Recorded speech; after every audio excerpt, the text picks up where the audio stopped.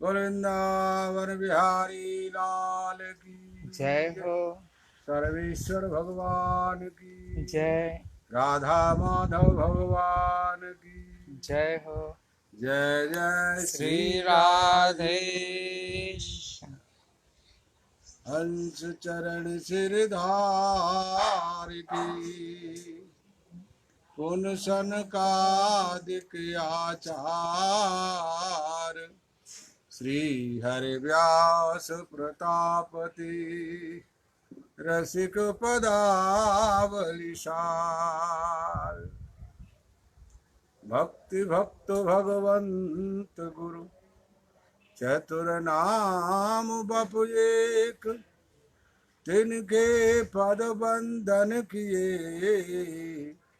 नासै विघ्न वृंदावन बिहारी लाल की जय हो। कल की कथा में आपको मैंने वृंदावन निष्ठा श्री भट्ट जी महाराज की, जो कभी वृंदावन छोड़ के बाहर नहीं गए, तो उन्हीं के पास में हरव्यास देवाचार्य जी महाराज शिष्य बनने के लिए मथुरा विश्राम घाट पर आए।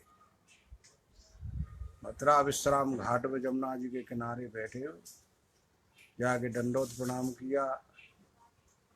हरव्यास देवाचार्य जी ने कहा, बोले महाराज मैं आपका शिष्य बनने के लिए आया हूँ और आप जो है मेरे को शिष्य बनाओ। अच्छा, बोले हाँ ठीक। तो शिष्य का क्या नियम है ये तुम जानते हो? बोले नहीं महाराज। बोले शिष्य का नियम है कि गुरु की आज्ञा का पालन करना। जो गुरु की आज्ञा का पालन करता है वही सर्वश्रेष्ठ शिष्य माना जाता है। ठीक है महाराज, मेरे लिए क्या आज्ञा है? आपके लिए? बोले हाँ ठीक है, अगर तुम शिष्य बनने आए हो तो हमारा शिष्य बनना चाहते हो तो पहले तुम जाओ गिरिराज जी की परिक्रमा करो। तुम गिरिराज जी गोवर्धन की परिक्रमा लगाओ, जाओ। बस गुरु जी का आदेश मान करके श्री भट्ट जी महाराज, सोबूराम देवाचार्य जी, हरव्यास देवाचार्य जी महाराज वहां से चले गए और जा करके वो गिरिराज जी में पहुंच गए। तो गिरिराज जी उन्होंने परिक्रमा चालू कर दी और धीरे धीरे परिक्रमा देते रहे और परिक्रमा करते करते करते करते उनको 12 साल बीत गया, ऐसा कहते। 12 साल के बाद लौट करके गुरु जी के पास में फिर आए, आकर के दंडोत प्रणाम किया, हाथ जोड़ के सामने बैठ गए। श्री भट्ट जी महाराज पूछने लगे, हरव्यास? बोले हाँ। तो क्या तुमको कहीं कुछ दिख रहा है? कुछ दिख रहा है? बोले नहीं महाराज, मेरे को कहीं कुछ नहीं दिख रहा। नहीं दिख रहा है? बोले ना। ओहो, तो जाओ अबार गोवर्धन की परिक्रमा करके आओ। तो गुरु जी का आदेश मान करके फिर चल दिए वो परिक्रमा करके। फिर जा करके उन्होंने 3 परिक्रमा फिर किया। 3 कर परिक्रमा करने के बाद में वो लौट करके फिर आए, आकर के देखा, दंडोत प्रणाम किया, उनको सामने देखा तो प्रिया प्रीतम उनकी गोदी में बैठे, राधा कृष्ण दोनों, और गुरु जी लाड़ लड़ाए बड़े प्यार से बैठा रखा। गुरु जी ने पूछा, हरव्यास? बोले हाँ। तुमको क्या दिख रहा है? बोले महाराज अब मेरे को ये दिख रहा है कि बीच में आप बैठे हैं और दोनों प्रिया प्रीतम आपकी गोदी में, ये देख रहा हूं। बोले हाँ अब ठीक है, अब तुम शिष्य बन सकते हो। इतनी करने के बाद में हरव्यास देवाचार्य जी महाराज को श्री भट्ट जी महाराज ने शिक्षा दीक्षा दिया, फिर मंत्र दिया, गोपाल मंत्र को दिया है। गोपाल मंत्र लेकर के उन्होंने जप किया है। तो गुरु जो होते हैं भगवान से मिलाने वाले गुरु होते हैं। गुरु को संसार से कोई चीजों से मिलाने वाली चीज नहीं होती है ना। अगर गुरु है और शिष्य है तो भगवान से ही संबंध कराया जाएगा, उनका भगवान के साथ ही योगायोग कराया जाएगा। जैसे शादी में एक बिचौलिया कहते हैं हिंदी में, बंगला में घटक बोलते हैं उसको, तो वो जुगाड़ कर करा करके लड़का लड़की का संबंध इकट्ठा करता है। ऐसे ही महात्मा जो है भक्तों का और भगवान का जोगाजोग कराते हैं, मिलाते हैं। जो गुरु अपने के लिए कहे कि मेरे को भगवान मानो, मेरे को ईश्वर मानो, मेरे को ये मानो, मेरे को ये मानो, तो ये तो गलत है। नहीं, मैं इसको नहीं मानना चाहता। किंतु जो गुरु भगवान की तरफ में ले करके जा रहा, भगवान की तरफ में इशारा करता है, ईश्वर की तरफ में ले जाता है, और ईश्वर से जिसका जोगाजोग कराता है और ईश्वर के बारे में जिसको समझाता है, वो गुरु सर्वश्रेष्ठ माना जाता है, क्योंकि वो तो भगवान की तरफ में ले जाने वाला है। और जो अपने को पूजने वाला है, अपने को पुजाते हैं, स्वयं कहते हैं, तो ये मेरी समझ में आया नहीं।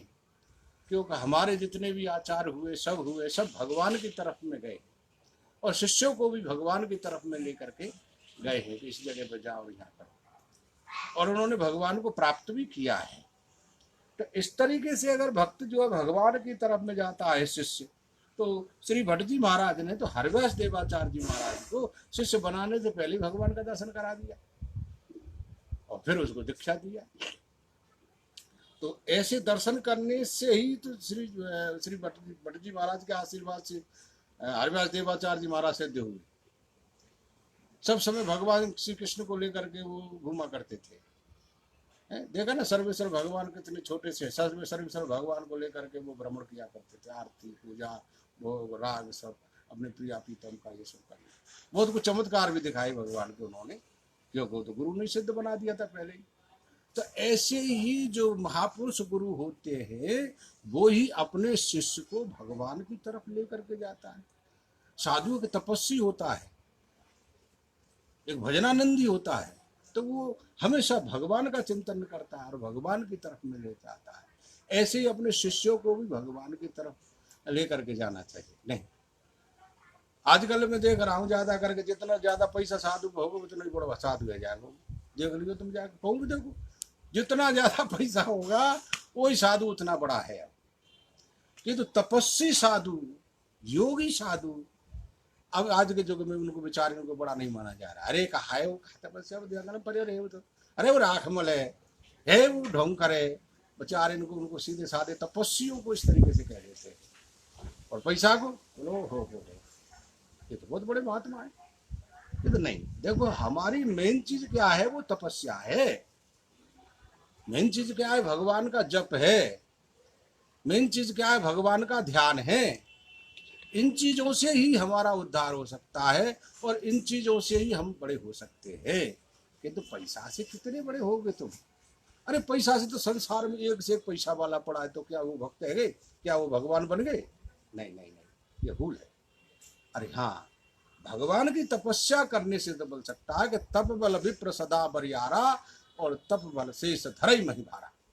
जो तपस्वी हैं, अनुष्ठान करने वाले हैं, भजन करने वाले हैं, साधना करने वाले हैं, वो तो हो जाते।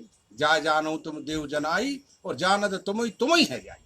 यानी भगवान का भजन करने वाला भगवान के जैसे ही हो जाता है। वो कैसे होता है? तपस्या के आधार से, भजन करने से, क्योंकि वो भी आशीर्वाद देता है फिर और भगवान भी देते, दोनों का आशीर्वाद एक ही हो जाता है, भक्त का भी और भगवान का भी। किंतु होगा कब? होगा जब ही कि जब वो तपस्या करेगा, साधना करेगा, भजन करेगा, अनुष्ठान करेगा, ये सब करेगा, जब जाकर के कहीं हो सकता है। किंतु ऐसे तो हो नहीं सकता है। तपस्या करते नहीं है, भजन ध्यान करते नहीं है, कोई अनुष्ठान करते नहीं है। कल बाबा ने बनाए, बाबा ने कही चलो बच्चा, हाट के गुरु और बाट के चेला, और सवेरे मुड़े सांझ को अकेला। गुरु जी तो गए बाजार कर बेकार, और चेला रास्ता में मिलको बाबा चेला बना ले, बना लिया, बस चेला बना लिया। सवेरे चेला बुलाए, बोले गुरु जी बोला अब तो महात्मा बन गए, चले शाम को चल देता, अकेला बोला तो हम किससे कम है? तो बताओ उसको क्या मिला फिर है? अब तो उसकी जो वासना है, जो भीतर की वो चीज है, वो तो वही संसार की तरफ में घूमेंगी, कोई शौक मौज की तरफ ही घूमेंगी, वही चीजन में घूमेंगे। हमको ये होना चाहिए, हमको ये होना चाहिए, हमको ये होना चाहिए, हम इतने ऊंचे पे बैठे, हम इतने ऊंचे सिंहासन हो हमारे, ये सब कल्पना करते थे। नहीं नहीं नहीं, भगवान के यहाँ तो नम्रता ही है, दास है हम लोग तो, हमारे ये तो दास है, दासो हम, निम्बार्काचार्य ने कहा था दासो हम भगवान के जितने भी दास बन के रहेंगे, सेवक बन के रहेंगे, उतना ही हमारा कल्याण होगा, जितने हम नम्रता बन के रहेंगे। क्यों? तो भगवान के यहाँ तो दास की जरूरत है, स्वामी तो भगवान है ही है, तो इसलिए तुम दास बनो, सेवक बनो। और सेवक और दास बनने वाला जो होता है वो भगवान का बड़ा प्रिय होता है, अच्छा होता है, भक्त होता है, क्योंकि उसके भीतर में काम, क्रोध, लोभ, मोह, जितने बवंडर, अहंकार, ये है ना, ये सब खत्म हो जाते हैं। क्यों? कि जहाँ दास होता है वो हाथ जोड़ के नम्रता से करता है, ऐसे नहीं कर देता है। तुम देखना, ऐसे करने वाले को देखियो क्या है, अरे बाबा रे बाबा, ना ना ना ना ना ना ना ना, ये साधु का नाम रूप नहीं है। साधु का रूप एकदम नम्रता है, प्रेम है, हमेशा भक्ति का प्रेम है। निर्मल जन ते नर मोह पावा, भगवान को एकदम निर्मलता होनी चाहिए, मक्खन घी की तरह। जैसे लोनी घी होता है ना कितना मुलायम होता है, ऐसे ही संतन का हृदय मुलायम होना चाहिए, भक्ति में होना चाहिए, रस में होना चाहिए। तो इस तरीके से श्री भट्ट जी महाराज ने हरिव्यास देवाचार्य जी महाराज को शिष्य बनाने से पहले ही उनको दर्शन करा दिया था। 12 साल में देख लो गिरिराज जी की परिक्रमा कराए, काय से? गुरु वाक्य से, गुरु के आदेश का पालन किया था। और जो गुरु का आदेश का पालन करता है उसके लिए वही तपस्या बन जाती है, वही उसको मंत्र बन जाता है, और वही उसकी साधना बन जाती है, क्योंकि वो गुरु के वचनों का पालन कर रहा है, गुरु के बताए हुए रास्ता से चल रहा है। तो वो तो अपनी मंजिल पर जरूर पहुंचेगा एक ने, इसलिए वो अपनी मंजिल पर पहुंचेगा। तो ऐसे करके हमारे जो महापुरुष थे, इन्होंने एक एक करके दर्शन किया है। तो आज की कथा में आपको बस इतनी, और कल की कथा में और कुछ सुनाऊंगा। ये देखो हमारे यहाँ कैसे कैसे महापुरुष हुए हैं जिन्होंने भगवान श्री कृष्ण का दर्शन किया है और भ्रमण किया है, जगह जगह घूमे हैं, और कैसे नम्रता भाव से रहे। तो बोल वृंदावन बिहारी लाल लाल की जय।